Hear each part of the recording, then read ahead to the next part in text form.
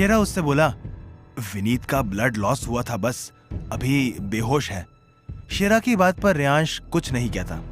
शेरा हिचकिचाते हुए बोला, बॉस, एक बात पूछूं? रेयांश सर हिला दिया और सर्द नजरों से शेरा को देखने लगा। शेरा थोड़ा डरते हुए बोला, बॉस, आपने मैम को फैक्ट्री तक पहुंचने क्यों दिया? आप जानते थे कि मैम आपको रोकेगी। रेयांश सर्द आवाज में बोला, पता था कि वो ये सब रोकेगी। रोकने का प्लान मेरा भी था, बट कोई और भी है जो बानी के साथ है। शेरा कंफ्यूज होकर बोला, मतलब बॉस? रेयांश एविल स्माइल करते हुए बोला, कोई और है जो अभी तक छुपा हुआ है। वेल, ज्यादा जानने की जरूरत नहीं है तुम्हें। शेरा बोला, बॉस, पर वो लोग तो फैक्ट्री से निकल गए।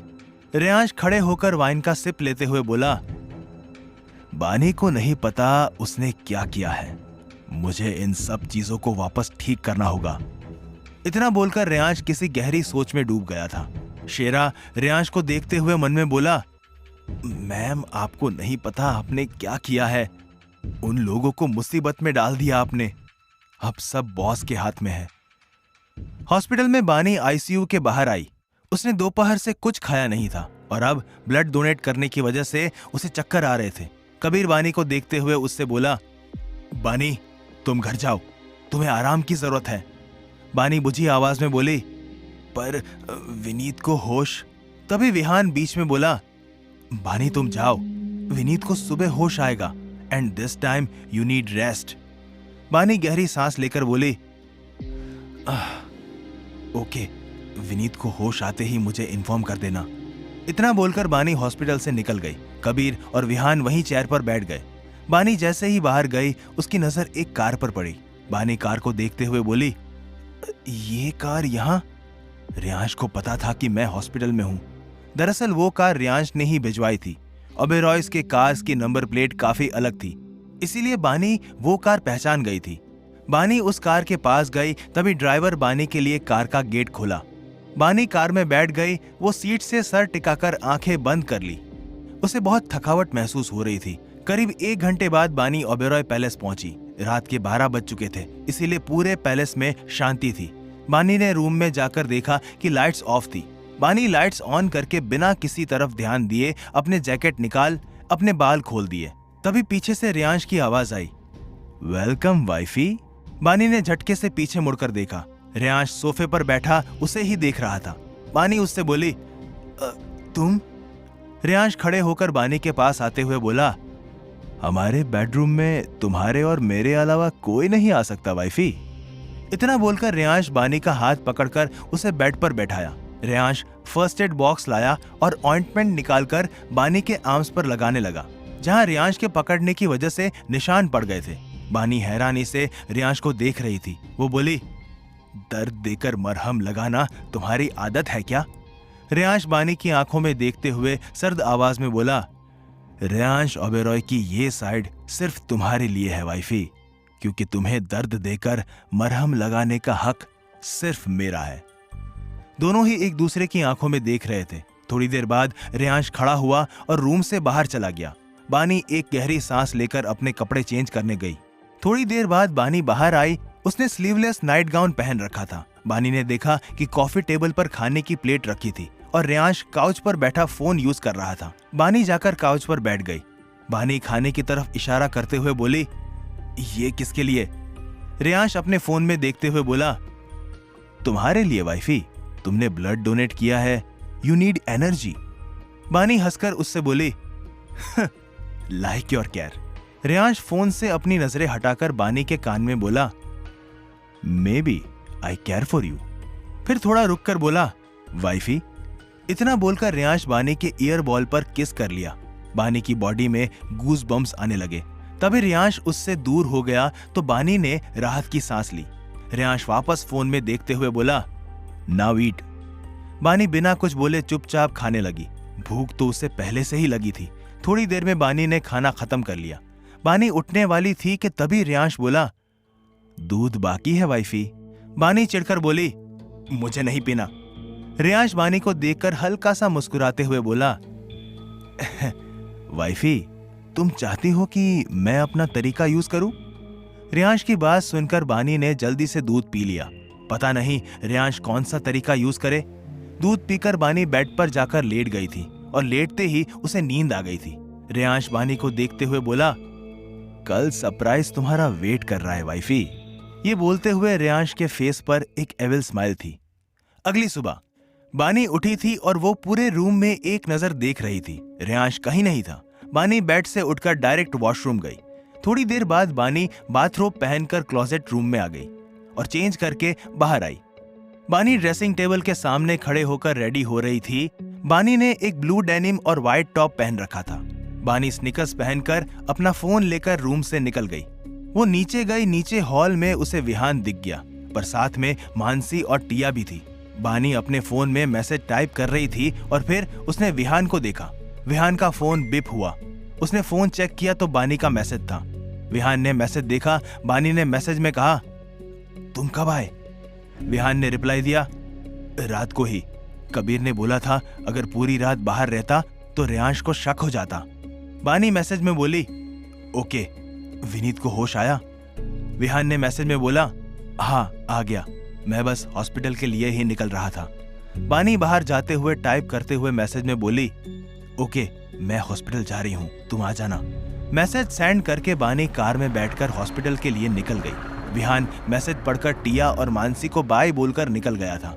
बानी हॉस्पिटल पहुंचकर सीधे विनीत के वार्ड में गई। इस वक्त विनीत तकिए से पीठ टिकाए लेटा था। उसके पैर और हाथ में पट्टी बंधी हुई थी। कबीर स्टूल पर बैठा था। दोनों बातें कर रहे थे। कबीर फ्रूट्स काट रहा था। बानी अंदर आकर बोली, उठ गई तुम? विनीत बानी को देखकर उससे बोला, ओए बिल्ली आ गई? बानी अपनी आंखें छोटी करते हुए बोली, इसी बिल्ली के खून पे अभी तुम बकवास कर रहे हो। विनीत हंसते हुए बोला, तुम्हारे खून में डिफॉल्ट है। बानी हैरानी से बोली, व्हाट?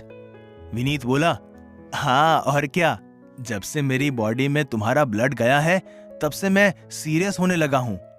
बानी चिढ़कर बोली, सीरियस? और तुम? What a joke. Kabir stool से खड़े होकर विनीत से बोला, फ्रूट्स खा लो। फिर वो बानी से बोला, तुम ठीक हो? बानी रूडली बोली, तुमसे मतलब? बानी की बात सुनकर कबीर गहरी सांस लेकर सोफे पर बैठ गया।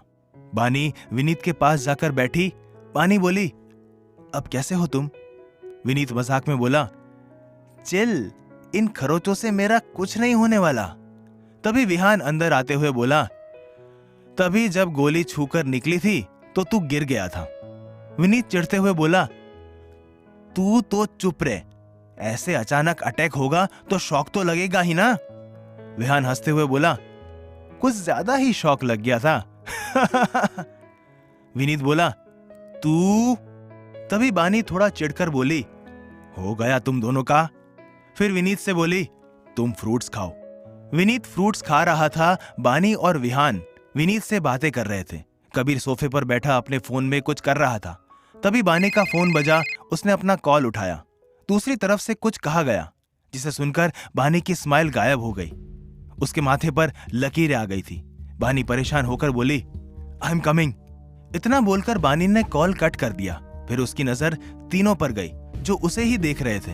बानी खड़े होकर तीनों को देखते हुए बोली, मैं जा रही हूं। कबीर बानी से बोला, क्या हुआ है? बानी बाहर जाते हुए कबीर से बोली, बाद में बात करते हैं। इतना बोलकर बानी वहां से निकल गई। कबीर, विनीत और विहान एक दूसरे की शक्ल देखते रह गए। विनीत सबसे बोला, इसे क्या हुआ? कबीर विनीत से बोला, कहीं कोई प्रॉब्लम तो नहीं? विहान उससे बोला, अब वो तो बानी ही बताएगी। विहान की बात सुन कबीर कुछ सोचने लगे थे। दूसरी तरफ बानी जल्दी से अपने कैफे पहुंची। बानी कार से उतरकर कैफे के अंदर गई। कैफे में कुछ लोग खड़े थे। बानी चारों तरफ देखते हुए बोली, रिया, क्या है ये सब? रिया बानी के पास आकर उससे बोली, मैम ये लोग म्युनिसिपल कॉर्पोरेशन से हैं, ये कह रहे हैं। तभी एक आदमी बीच में बोला, आप बानी ओबेरॉय हैं? बानी एक नजर रिया को देखकर बोली, यस।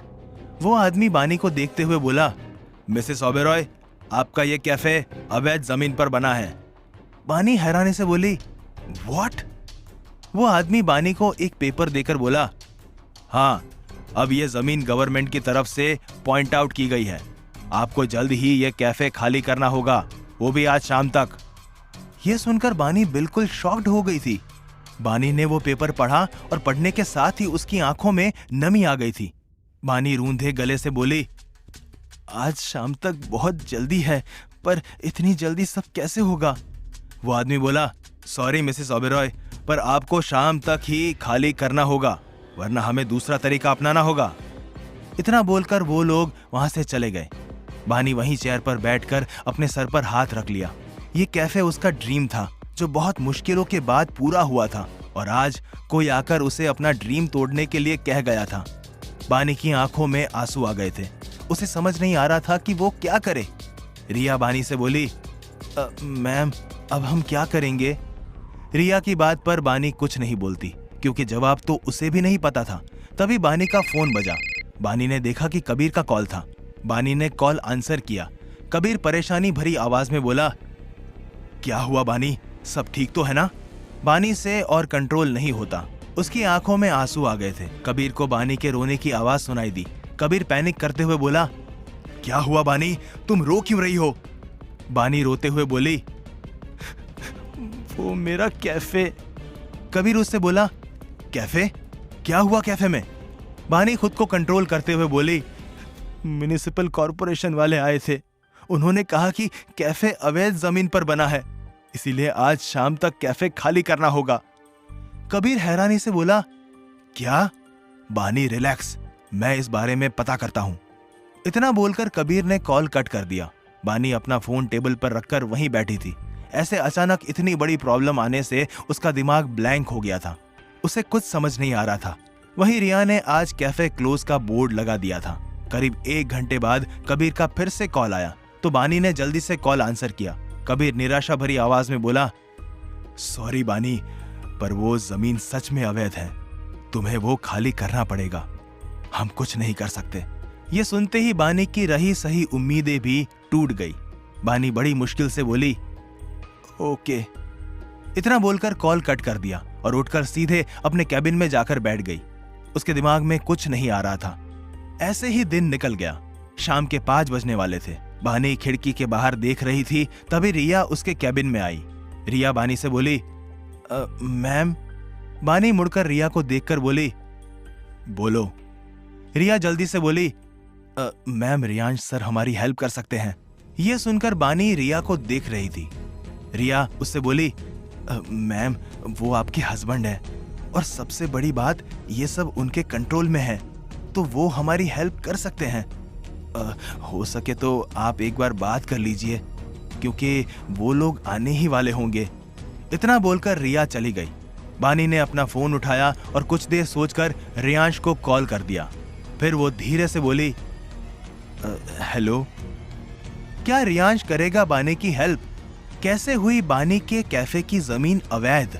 जानने के लिए सुनते रहिए cruel hearted, only on pocket FM।